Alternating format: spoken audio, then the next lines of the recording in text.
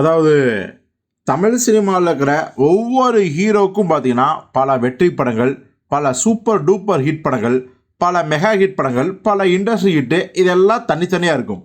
ஆனாலும் கூட சில படங்கள் சில ஹீரோக்களுக்கு பார்த்தீங்கன்னா ஆல் டைம் மாஸ்டர் பீஸாக இருக்கும். அந்த படத்தை எப்போ போட்டாலும் ரசிகர்கள் உட்காந்து பார்ப்பாங்க. ஸோ அந்த படம் வந்து கமர்ஷியல் படமாகவே இருந்தாலும் காலம் கடந்து பேசப்படும். கிளாசிக் படம் தான் காலம் கடந்து பேசப்படுங்கிறது நம்ம எல்லாருக்கும் தெரியும். ஆனாலும் ஒரு சில கமர்ஷியல் படங்களும் பேசப்படும். அதாவது உதாரணத்துக்கு சொல்லணும் அப்படின்னா நம்ம சூப்பர் ஸ்டார் ரஜினி நடித்த பாட்ஷா, தளபதி விஜய்க்கு கில்லி. இப்போது பாட்ஷா படத்தை பற்றி நம்ம எல்லாருக்கும் தெரியும். எப்பப்பெல்லாம் சன் டிவியோட டிஆர்பி ரேட்டிங் கம்மியாக இருக்கோ அப்போ வந்து இந்த பாட்ஷாவை போட்டுருவாங்க. ஏன்னா அதுக்குன்னே சில பல படங்கள் வச்சுக்கோங்க. அதில் மிக முக்கியமாக பாட்ஷாவும் ஒன்று. இப்போ பார்த்தீங்கன்னா பாட்ஷா படம் பார்க்குற இப்போ இருக்க 2K கிட்ஸ் ஆகட்டும், இல்லை அப்போது 90s கிட்ஸ் அந்த படத்தை எப்படி கொண்டாடணும், நம்மளே இந்த படத்தை பார்க்கும்போது சரி, இந்த படத்தில் ஒரு 50 தப்பு 60 தப்பு லாஜிக் மிஸ்டேக் எல்லாமே நமக்கு தெரியுது. ஆனாலும் கூட அந்த படத்தை மீண்டும் மீண்டும் ரசித்து பார்க்குறோம். அதற்கு காரணம் படத்தோட ஸ்க்ரீன் ப்ளே, ரஜினியோட அந்த ஸ்டைல், நம்ம தேனிசை தென்றல் தேவாவோட அட்டகாசமான பிஜிஎம், இதெல்லாம் தான்.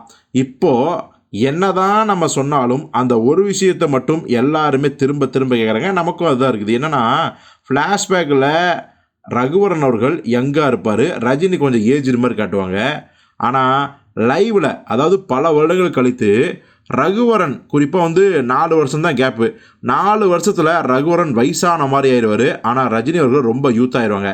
சரி, இது கூட பரவாயில்லப்பா, யோகா செஞ்சுருப்பாங்க, தியானம் செஞ்சுருப்பாங்க, வாக்கிங் போயிருப்பாங்க அப்படிலாம் சொல்லலாம். ஆனால் 4 வருஷத்தில் எப்படி ரகுவரன் மகளான நக்மா இவ்வளோ பெரிய ஹீரோயின் ஆனாங்க, இவ்வளோ பெரிய பொண்ணானாங்க அப்படிங்கிற கேள்வி எல்லாருக்குமே இருக்குது. இன்னும் சில பேர் குழப்பமாக சொல்லுவாங்க, ஏப்பா அந்த நக்மாவை, சின்ன வயசு நக்மாவை வந்து தேவன் கேரக்டர் கொன்றுச்சு, இது வந்து ஆஸ் யூசுவல் அவருடைய பொண்ணு தான் அப்படின்னு.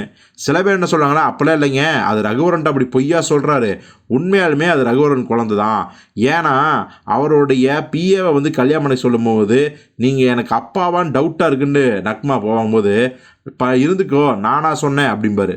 நீ எல்லாம் ஒரு அப்பாவான்னு கேட்கும்போது, நீ தான் அப்படி நினைக்கிற, நான் அப்படி நினைக்கிறேன்னா அப்படிம்பாரு. ஸோ அதுலேருந்து என்ன தெரியுதுன்னா அது வந்து ரகுவரனோட குழந்தை தான் அப்படின்னு. ஸோ இதெல்லாம் கூட்டி கழிச்சு இப்போ நம்ம சொல்லிட்டு இருந்தாலும் கூட படம் பார்த்த போதே ஒரு பெரிய இயக்குனர் இந்த குறையை சுட்டி காட்டியிருக்காரு. வேறு யாரும் இல்லை, நம்ம KS ரவிக்குமார் தான். சார் வந்து பாட்ஷா படம் பார்க்க கூப்பிட்டாரு. பார்த்த உடனே எப்படி இருக்குனாரு, சார் செம்ம மாசாக இருக்குது சார், படம் சூப்பராக இருக்குது, எத்தனை குறை இருக்குதுன்னு கேட்டார்.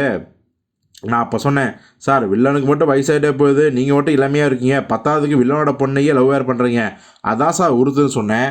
உடனே ரஜினி சார் சிரிச்சுக்கிட்டே, அதெல்லாம் அப்படி தான் நம்ம படத்தில், கண்டுக்காதீங்க அப்படின்ட்டு போயிட்டாரு அப்படின்னு ரவிக்குமார் சொல்லியிருக்காரு. ஸோ நீங்கள் சொல்லுங்கள், இப்போவும் அந்த பாட்ஷா படம் பார்க்கும்போது இந்த விஷயம் உங்களுக்கு கொடுத்ததா, பரவாயில்லப்பா அதெல்லாம் பெரிய விஷயம் இல்லை அப்படின்னு நினைக்கிறீங்களா? அதை கமெண்ட்டில் சொல்லுங்கள்.